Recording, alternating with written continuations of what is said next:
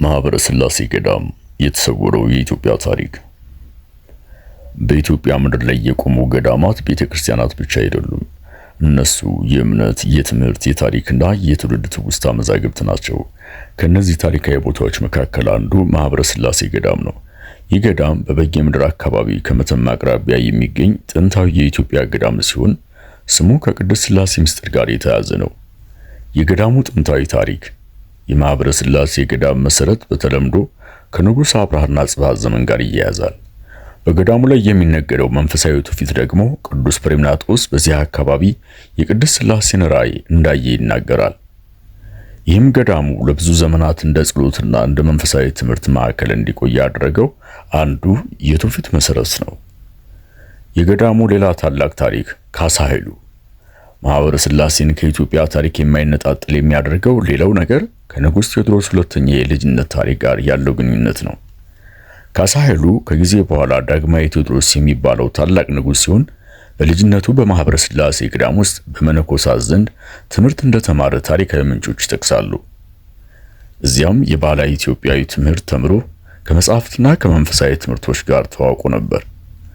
ዛሬ የኢትዮጵያ ታሪክ ስናነብ ዳግማዊ ቴዎድሮስን እናስታውሳለን። ነገር ግን ከዚያ ታላቅ ንጉሥ በፊት የነበረውን ካሳ ኃይሉን ለመረዳት የተማረበትን ቦታ ማስታወስ ያስፈልጋል። ያ ቦታ ማህበረ ሥላሴ ነበር።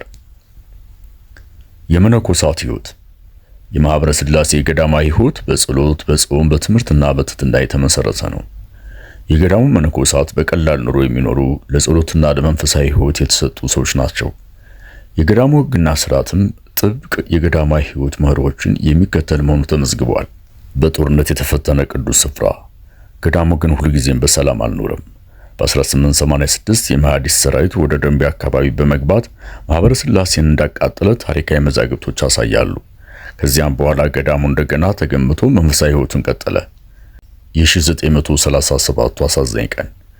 ከብዙ ፈተናዎች በኋላ ማህበረ ሥላሴ በ1937 ዓ.ም ከባድ አደጋ አጋጠመው። በመጋቢት 4 ቀን 1937 የጣሊያን አየር ኃይል ገዳሙን በቦምብ ደበደበ። በዚህም የገዳሙ ቤተክርስቲያን ወደመች። ብዙ መነኮሳትም ሕይወታቸውን አጡ። ይህ የማህበረ ሥላሴ ታሪክ ውስጥ በሐዘን የሚታወስ ገጽ ነው። ነገር ግን ታሪኩ አልተቋረጠም። ገዳማት በድንጋይና በእንጨት ብቻ የሚሰሩ ሕንፃዎች አይደሉም። እምነት አለ፣ ትውስት አለ፣ ትምህርት አለ፣ የትውልድ ታሪክ አለ። ስለዚህ አንድ ቤት ሊፈርስ ይችላል፣ አንድ ሕንፃ ሊቃጠል ይችላል። ነገር ግን ታሪክ በሰዎች ልብ ውስጥ እስካለ ድረስ ስለዚህ አንድ ቤት ሊፈርስ ይችላል፣ አንድ ሕንፃ ሊቃጠል ይችላል። ነገር ግን ታሪክ በሰዎች ልብ ውስጥ እስካለ ድረስ ማህበረ ሥላሴ የሚወክለው ትውስት አይጠፋም። ዛሬ ማህበረ ሥላሴን ስናስብ የጥንት የኢትዮጵያ እምነትን ብቻ አናስብም።